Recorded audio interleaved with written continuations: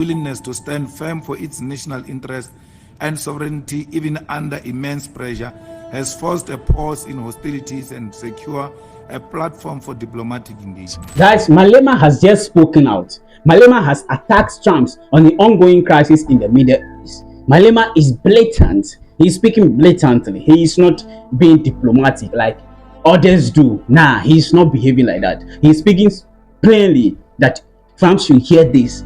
He's attacking Trump on the basis of what is happening in the Middle East and what actually happened in Venezuela. And he also draw down to what is happening in South Africa. His message is clear on the grounds. He is not the type that you should be joking with. Malema is not anybody's friend.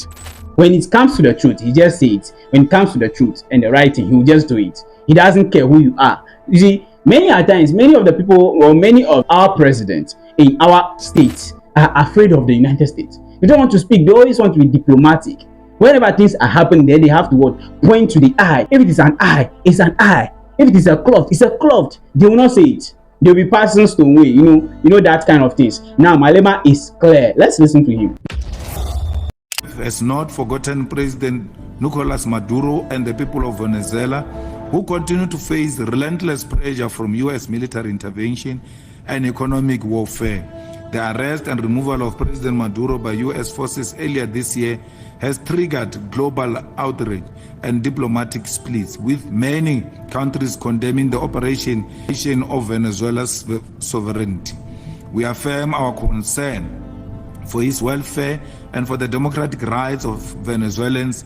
Attempt by the U.S. to pacify or control sovereign states through forces threaten international law, peace, and principle of self-determination.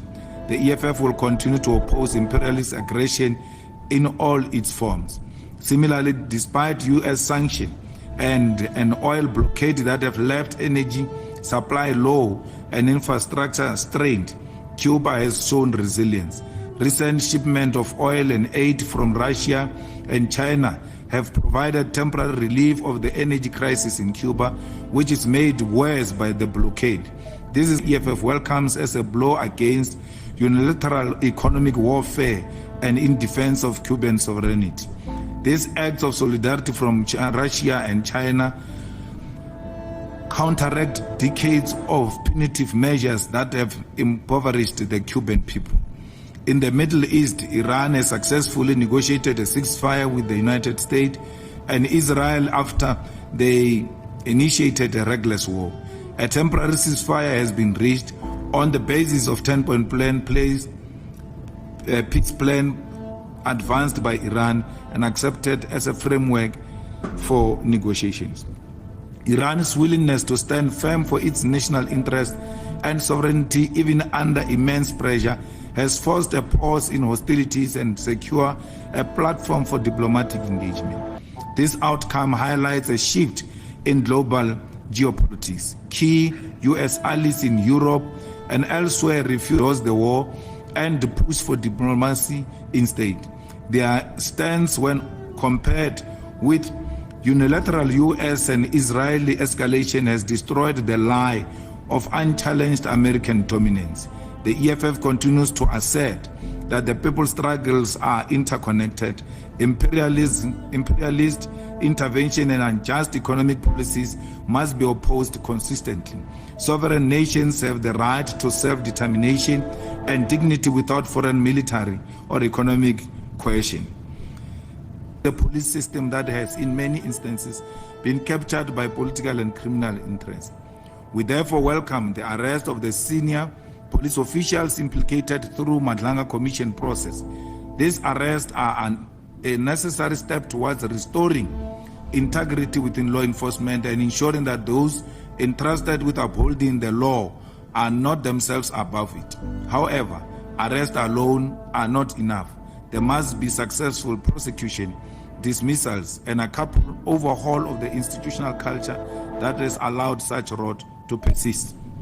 At the same time, the EFF condemns the continued wasteful expenditure of public funds through the ongoing remuneration of suspended Police Minister Senzo Mchunu.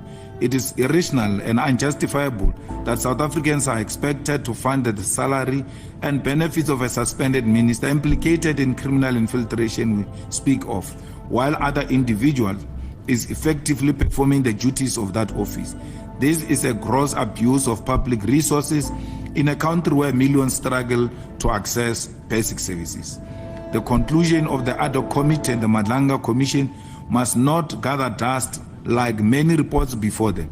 They must serve as a turning point that leads to a decisive action, institutional reform, and the rebuilding of police service that serves the people, not political factions or criminal networks. In Nelson Mandela Bay, the shocking reality that millions of rents have been paid to suspended city manager Notolo Ngwazi over the extended period reflects a municipality that has abandoned its responsibility to the people. She is suspended for crimes of corruption, yet she still has not been put through the necessary disciplinary hearing for years. The consequence of this failure go beyond wasteful expenditure. The invisibility caused by the absence of permanent leadership has resulted in a revolving door of acting officials. Further, draining resources while collapsing governance capacity. Even more concerning is the loss of critical funding amounting to 1.6 billion that could have been redirected to infrastructure and service delivery, simply because the municipality has failed to meet basic administrative requirements. This is a betrayal of the people of Nelson Mandela Bay. Equally concerning is the conduct of the Auditor General of South Africa, which has failed to meaningfully engage with legitimate oversight questions regarding the appointment and remuneration of the Secretary of Parliament. The Secretary, Xolile George, receives larger salary hikes not in alignment with his position, as well as though recruitment process failed with irregularities. And yet the Speaker of Parliament refused to be held to account, and there has been a cover-up. This pattern of silence and delay compliance raises serious concerns about whether Auditor General is fulfilling its constitutional mandate without fear of favor. When a key oversight institutions appear reluctant to account for its own process, it weakens public confidence and emboldens those who seek to evade security. The EFF further calls for the immediate resignation of Princess Faku, the ANC deployed mayor of Buffalo City Metropolitan Municipality, who has serious allegations of fraudulent academic registration at University of Fort Hare. This forms part of a broader pattern in which politically connected individuals manipulated access to education for personal advancement, while deserving young people are excluded due to limited capacity. The University of Fort Hare has been crippled by ANC politicians who register fraudulently while not meeting the minimum requirements in order to meet education criteria to be deployed by their political party. It is unacceptable that public representatives who are entrusted with the responsibility of serving the people are abusing their positions to undermine institutions of higher learning. Such conduct not only erodes the credibility of universities, but also robs young people of opportunity that could change their lives.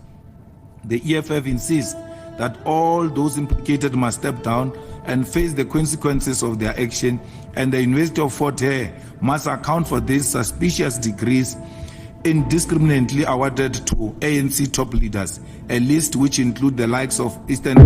Guys, what do you feel about this? What do you feel about it? You see, Malema is clear on whatever he's saying. He's just clear. He doesn't care who you are. He doesn't care what you can do to him. Nah. And for the matter of fact, you can't do anything to Malema. Julius Malema. Nah. This guy is one of a kind, he's one of a kind. He's just saying what is happening in the world. And what the United States of America is doing is absolutely wrong. That's what he's quite speaking about. And also what is happening in South Africa. He's laying his emphasis on those things. Guys, that's what is happening. Whatever it is, drop in the comment section. Thank you for watching this channel. Peace and love. See you in my next video.